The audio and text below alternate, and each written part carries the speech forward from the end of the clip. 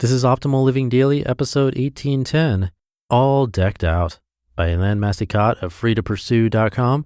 And I'm Justin Malik, your personal narrator, reading to you with permission from the authors. I cover lots of topics like personal development or self-help, mindfulness, happiness, anything that I think can help you live a more meaningful life in just a few minutes every day. So with that, let's get right to it as we optimize your life. All Decked Out by Helene Massicotte of freetopursue.com. I'm all decked out and it makes me feel so good. No, I'm not talking about what I'm wearing. I'm talking about something that makes me feel even better because I do it once and it looks good on me for a very long time. That something is the look of satisfaction for a job well done.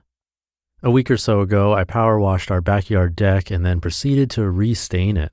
It was a labor of love because it took me hours at a point in time when I didn't feel like I could spare them all that much. And as I worked, I felt the deck seemed so much bigger than I remembered.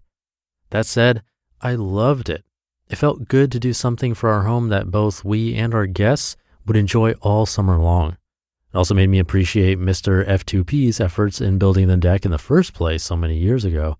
He put a ton of effort into that project, including adding some special touches to really make it our own. It's been a number of days since I finished the work and I still beam with pride every time I look at the finished product. Sure, it's not perfect, but I did it, and that's what makes it special to me. In this day of outsourcing, we actively keep ourselves from experiencing the pride of a job well done for anything that has nothing to do with what we do for a living. And it's a shame because the pride that comes from doing something for ourselves is materially different from what we do professionally for others because it doesn't depend on anyone approving of it. And it's especially powerful when it's either something we've never done or something we don't do often. When we step to the edge or beyond our comfort zone and take on a project that's not our thing or a project that stretches our abilities to a new level, the result isn't just the physical output of our efforts and the potential to save some money by doing it ourselves. It's the accompanying feelings of competence and gratitude for giving ourselves the opportunity to have at least tried it. To illustrate that last point, I recently had another DIY experience that didn't turn out so well, but that given the opportunity, I'd do again. My 2010 MacBook Pro laptop had been acting up because the RAM was just not keeping up with the upgrades to the operating system and the applications I'm trying to run on it now.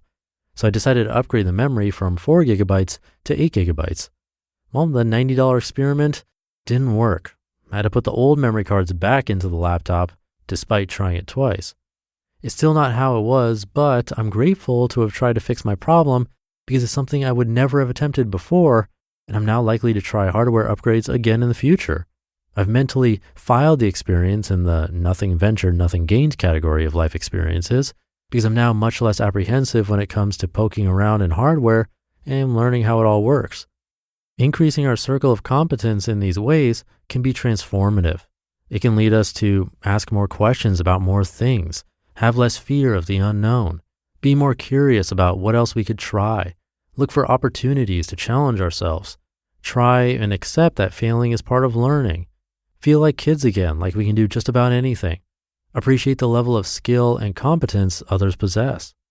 In my opinion, there's something far worse than loss aversion, and that is mistake aversion. We're so worried about doing something or acting in a way that won't be perfect that we keep ourselves from even trying anything that we're not accustomed to. We don't want to try anything that could wreck, damage, or alter an object despite what we could gain in the process. The intactness of objects has become more important than the experience we can derive from attempting to modify them or use them to the fullest of their potential. And that's in part due to the fact that we've been led to believe that perfect is more important than experienced, used, enjoyed, and or explored. There's a general misconception that if a thing isn't perfect when we buy it and as we own it, that it's automatically ruined and should be replaced or repaired by a professional. And marketers love to support these worries because their profits depend on us solving our problems with goods and services. Not perfect or not the latest model? Get a new one. Hogwash. Trying stuff, taking stuff apart, building, maintaining, or fixing something we've never built, maintained, or fixed before, or doing something new that makes us feel goofy, keeps us feeling alive, excited, maybe a little nervous and adds to our life experience. And with the internet, there are so many how-to videos that we can learn to build or fix just about anything. So what if some of the things we try don't work out or don't stay perfect? We're likely better for it, and if nothing else, the activity itself leaves us with a great story to share with others. In fact, the bigger the gamble, the better the story. Let's keep tapping into our inner MacGyver and keep trying our hand at the unknown. The more we try, the easier it gets. You just listened to the post titled, All Decked Out by Helene Massicotte of freetopursue.com. And thank you to Helene. I've sort of had the opposite problem. Get me to restain a deck. And yeah, that probably won't turn out too good. But I use a really old Mac Mini for this setup that I'm on right now as I record this. And the computer just kept getting slower and slower. It is really old after all. And after doing a little research and talking to Apple, they said, yeah, you could probably get the hard drive replaced and that will fix it. But through us, it'll be expensive. You might as well buy another computer at that point.